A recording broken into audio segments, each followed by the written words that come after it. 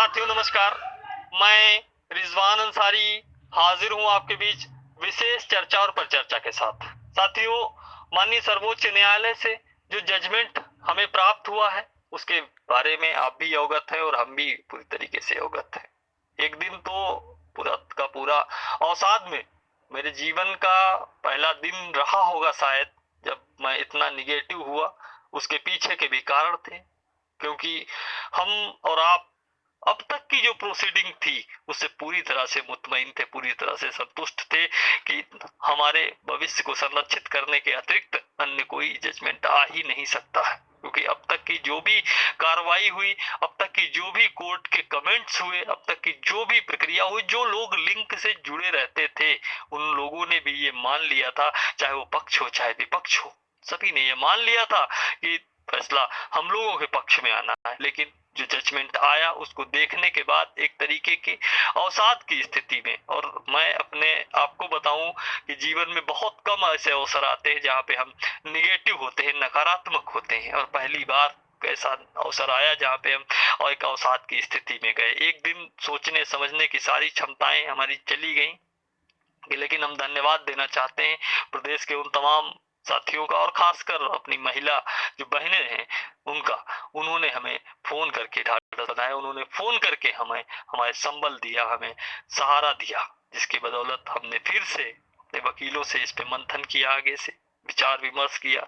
कल रात को भी मैंने, कई साथी जानते हैं, कल रात को भी मैं 1 बजे तक हम लोग इस पे चर्चा करते रहे कि इस विधिक प्रक्रिया के अंदर, क्योंकि भारतीय न्याय जो प्रक्रिया है उसमें रास्ते पूरी तरह से कभी बंद नहीं होते हैं, इस विधिक प्रक्रिया में क्या कोई मार्ग हमारे लिए अभी भी खुला है, इस बात को लेके हम मंथन कर रहे थे। हमने हमारे तमाम जो साथी हैं, प्रदेश के 32,000 जो साथी हैं, उन तमाम साथियों की पीड़ा को अपने लॉयर्स के समक्ष अक्षर सा रखने का काम किया।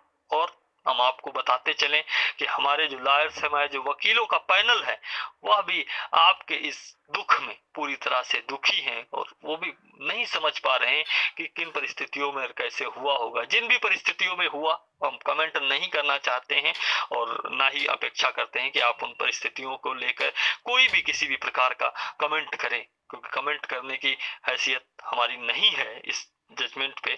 लेकिन जो भी है, कहीं पर भी है, जो भी लीकेज हैं, उन पे जरूर हम बात कर सकते हैं। साथियों, इस जजमेंट में कई बार आपने भी देखा होगा, जब जो लोग सुनवाई में लिंक के माध्यम से जुड़े रहते थे उन्होंने भी देखा कि लगातार बार बार हर सुनवाई में हमारी तरफ से जो भी आर्गुमेंट हुई और जो भी रिटर्न में दाखिल हुआ, वो सब क्वालिफाइंग मार्क्स, मतलब पासिंग मार्क्स को लेके बहस की गई। लेकिन जो जजमेंट आया उसमें कट ऑफ जैसे शब्द का जिक्र किया गया, जो कि आज समझ से परे है कि किन परिस्थितियों में उस शब्द का, और हर जगह पे वही लिखा गया। क्यों लिखा गया ये कहना मुनासिब नहीं है और कहना उचित भी नहीं है, लेकिन लिखा है तो लिखा है। और आज की तारीख में अगर जजमेंट की भाषा को ध्यान में रखा जाए तो उस कट ऑफ को तो हम सारे लोग पूरा करते हैं। इसी के साथ 68,500 में कोर्ट कहता है कि न्यायपालिका कहती है कि सरकार को ये पावर नहीं है कि वो किसी भी प्रकार के पासिंग मार्क में छेड़छाड़ कर सके, परिवर्तन कर सके, बदलाव कर सके। और 69,000 में तरफ माननीय सर्वोच्च न्यायालय आदेश देता है कि सरकार के पास ये राइट है, ये अधिकार है। दो विरोधाभासी चीजें हैं जो आपके भी संज्ञान में है, हमारे भी संज्ञान में, और भी कुछ चीजें हैं जो हमारे संज्ञान में है। इन तमाम पहलुओं पे जब हमारे पूरी टीम के द्वारा अपने वकीलों से विचार विमर्श किया गया, क्या कोई रास्ते ऐसे हैं, क्या कोई ऐसा गलियारा है जहां से निकल के हमें कुछ उम्मीद की किरण दिखाई दे सकती है, उम्मीद का एक रास्ता, उम्मीद की एक मार्ग हमें दिखाई दे सकता है। तो इस पर पूरा मंथन करने के बाद कुछ चीजें हमें वकीलों के द्वारा बताई गई हैं, जिन पे हम आगे कार्रवाई संपादित करने की तरफ अग्रसर हो चुके हैं, बढ़ रहे हैं।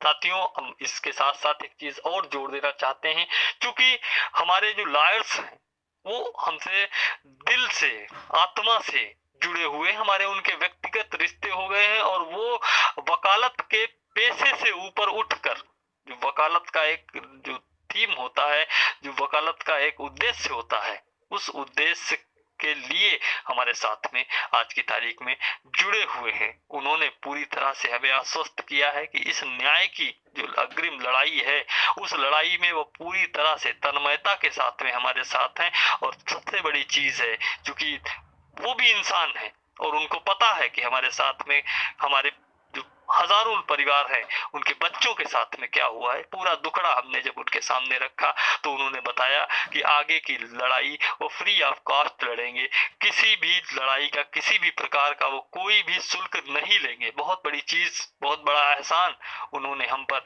ये करने का काम किया है। हमारे पूरे जो शोषित और पीड़ित शिक्षा मित्र समाज है, उसके ऊपर ये बहुत बड़ा उपकार और बहुत बड़ा एहसान करने का काम किया है। हम जीवन भर इस चीज के लिए कभी भी अपने आपको हमेशा हम उनका ऋणी पाएंगे, ऋणी मानेंगे उनका इस उपकार और इस एहसान के लिए कि वो हम जो भी आगे कार्रवाई करेंगे उसके लिए किसी भी प्रकार का वो हमसे कोई भी सहयोग, कोई भी शुल्क नहीं चार्ज करने वाले। साथियों, हम किन चीजों पे आगे बढ़ेंगे वो आपको जल्द ही माननीय सर्वोच्च न्यायालय की साइट के ऊपर दिख जाएगी। साइट के ऊपर साक्ष्यों के साथ आपके बीच होंगी, सोशल मीडिया के माध्यम से आपको पता चल जाएगी। लेकिन अभी हम जो कर रहे हैं वह हमें लगता है कि यह करना इस समय वक्त की नजाकत को देखते हुए करना जरूरी है, क्योंकि हमारे पास आज की तारीख में खोने के लिए कुछ भी नहीं है।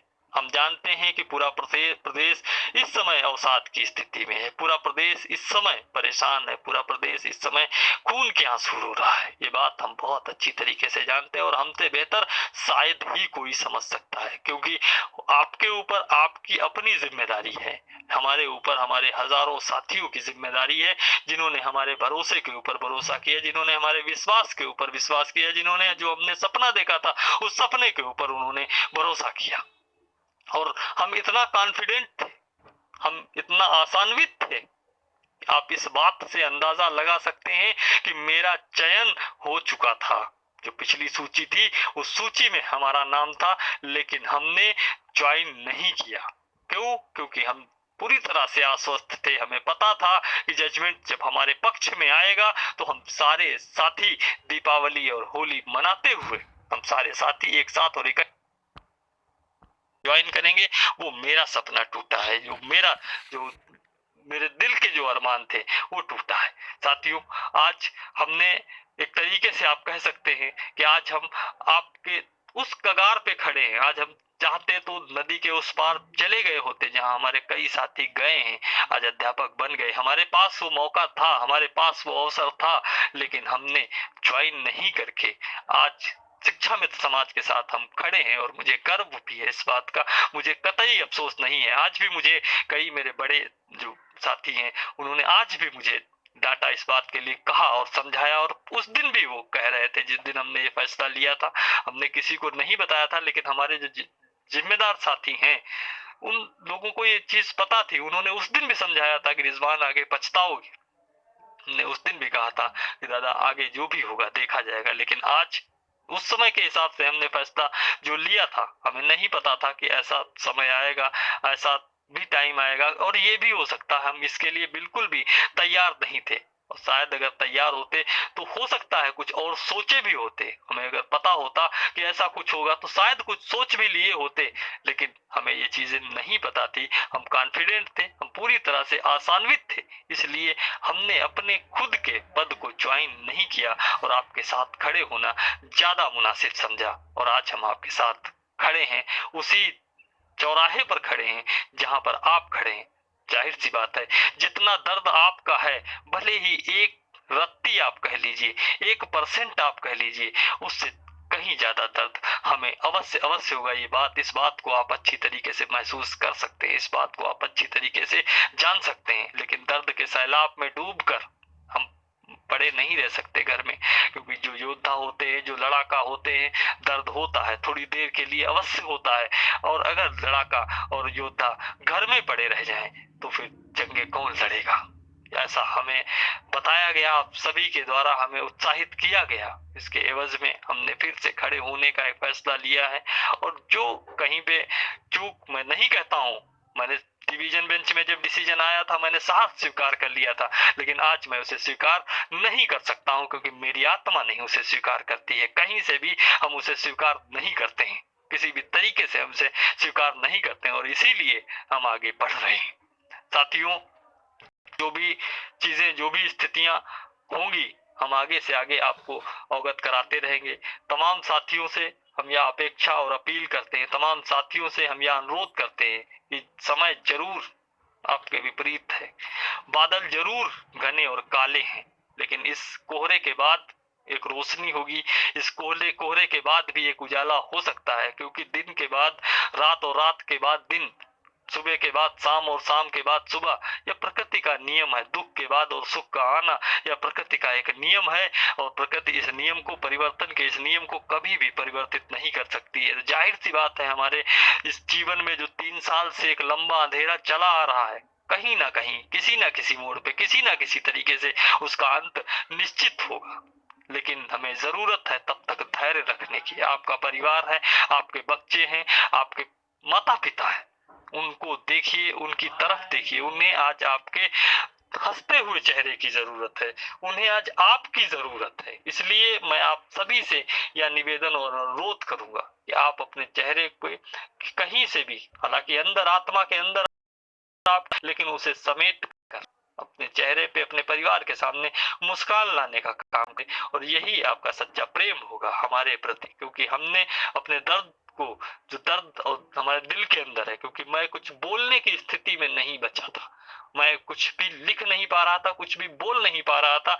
कई साथी हैं जो रो रहे थे हमारे सामने, हम भी कई साथियों के सामने जब रो रहे थे फोन पे, तो कंडीशन नहीं थी कि हम कुछ बोल पाते और कह पाते। उसके बावजूद भी हमने उस सारे दर्द को समेट कर आज आपके सामने हम ये बात रख रहे हैं, बात कर रहे हैं आज आपके सामने हम। तो इसके हम आपसे भी निवेदन करते हैं कि अपनी हिम्मत को बढ़ाइए, अपने हौसले को बढ़ाइए, क्योंकि आप अगर अपने एक साथी को हौसला देंगे तो वो साथी दूसरे साथी को हौसला देंगे। दिए कि लो को आगे से आगे हमें चलाना है, आगे से आगे हमें बढ़ाना है। और अंधेरा कहीं ना कहीं ईश्वर है, मैं ईश्वरी सत्ता में भरोसा रखता हूँ। अंधेरा कहीं किसी न किसी मुकाम पे जाने के बाद छट जाएगा और उसके बाद जो कोहरा है, उसकी एक नई किरण निकल के आएगी। हो सकता है कि हम जिस रास्ते पे चलने वाले हैं, हो सकता है हम जिस रास्ते पे चलने वाले हैं, जिस रास्ते पे जाने वाले हैं, यहाँ से हो सकता है कि एक उम्मीद की किरण हमें दिखाई दे और वो किरण हमारे परिवार में एक उजाला लाने का काम करे। जो भी साथी जो कर सकते हैं वो करें। आज हमारे पास खोने के लिए कुछ भी नहीं बचा हुआ है। ऐसी परिस्थिति में हम जो भी चीजें हैं उनको विधिवत और बहुत ही अच्छे तरीके से फूक फूक कर कदम रख के उनको करने का प्रयास करेंगे।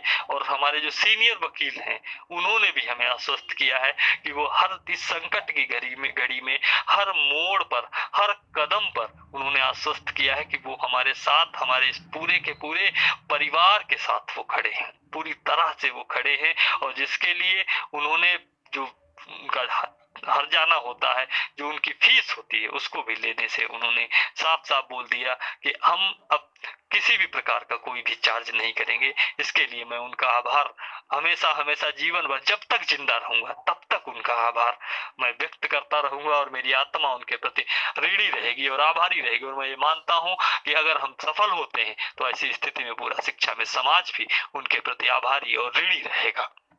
साथियों, हम समय समय पे आने का प्रयास और प्रयत्न करेंगे, क्योंकि सोशल मीडिया पे उपस्थित रह पाना, बहुत अधिक समय दे पाना संभव नहीं है। और सोशल मीडिया पे कमेंट करने का और इन सब चीजों को, कार्रवाइयां हैं इनका, इन चीजों को करने का अभी उचित समय नहीं है। एक समय आएगा, हमारा भी आएगा, क्योंकि बकरे की जवानी 2.5 दिन की होती है, वो भी 1.5 टांग पे कूदता है। साथियों, आज वही समय है कि आज हमारा समय सही नहीं है, आज हमारा वक्त बुरा है। हो सकता है कल को हमारा समय सही हो और तब खुलकर हम भी बोल लेंगे। आज मुझे अल्फाज नहीं मिल रहे हैं। आप समझ रहे होंगे, आप सोच रहे होंगे कि जो व्यक्ति ऑडियो में पूरी तरीके से दहाड़ मार के बोलता था, आज उसको अगर अल्फाज नहीं ढूंढने मिल रहे हैं तो कहीं ना कहीं दिल के अंदर कुछ टेस, कुछ दर्द, कुछ चीजें, कुछ तकलीफ ऐसी होगी जिसको हम छलकाना नहीं चाहते हैं, केवल अंदर अंदर उसको पी जाना चाहते हैं। और जब दर्द इंसान के दिल के अंदर होता है तो वो बहुत बुरा होता है। उस दर्द को हम अपने अंदर समेट कर पी जाना चाहते हैं और अंततः मेरे जीवन का केवल एकमात्र उद्देश्य है कि सारे शिक्षामित समाज का कल्याण। उसके लिए मैं प्रमाण के तौर पे कुछ भी नहीं कहना चाहूंगा, आप सारे लोग गवाही हैं। इससे बड़ा कुछ भी नहीं हो सकता कि एक अवसर था, शायद ही कोई हो प्रदेश के अंदर जिसके पास एक अवसर हो अध्यापक बनने का और उसने उस अवसर को ऐसे ही जाने दिया हो। हमने उसको भी ठुकरा के और आपके साथ रहना हमने ज्यादा बेहतर समझा और हम आज आपके साथ पूरी तरीके से आपकी इस लड़ाई में पूरी तरीके से अपनी लड़ाई, चूंकि आज अगर कल को आपका भविष्य सुरक्षित होगा तो उसी में हमारा ही भविष्य सुरक्षित होगा, उसके अतिरिक्त अन्य कोई विकल्प नहीं है। इसलिए आप हमें ये मान के चलिए कि हम और आप जब एक एक मिलेंगे तभी क्या होंगे और हमें एक दूसरे का संबल बनना है, हमें एक दूसरे का सहारा बनना है। हो सकता है किसी साथी से किसी अवसाद की वजह से कोई गलत कमेंट भी हो जाए, उसे माफ करिए, क्योंकि वो आज अपने होश में, आज अपने हवास में नहीं है, उसे तकलीफ है, दर्द है उसके सीने के अंदर। जो सपना देखा था वो सपना टूटा है। साथियों, एक दूसरे का सहारा बनने की हमें जरूरत है और जल्दी ही जो चीजें हम करने जा रहे हैं वो उससे किसी का अहित नहीं होने वाला है, कोई भी चीज का नुकसान नहीं होने वाला है और वो चीजें आपके सामने ही आएंगी। इतना हम श्योर कर सकते हैं, उन चीजों से कोई भी अहित नहीं होने वाला है। जो भी होगा मिलेगा ही मिलेगा, जाने वाला उसमें कुछ भी नहीं है। ऐसे कार्य की तरफ हम आगे बढ़ने जा रहे हैं। इसलिए आप सभी से अपेक्षा अनुरोध करते हैं कि आप अपने परिवार के साथ समय दीजिए, आप अपने बच्चों के साथ समय दीजिए, आप अपने माता पिता के साथ में समय को गुजारिए। समय शीघ्र ही ये कट जाएगा और आगे अच्छा उजाला आएगा। हम जल्दी ही आपके बीच में उपस्थित होंगे। तब तक के लिए आप सभी का बहुत बहुत आभार, आप सभी का बहुत बहुत धन्यवाद। आपके संघर्ष का साथी रिजवान अंसारी। जय हिंद।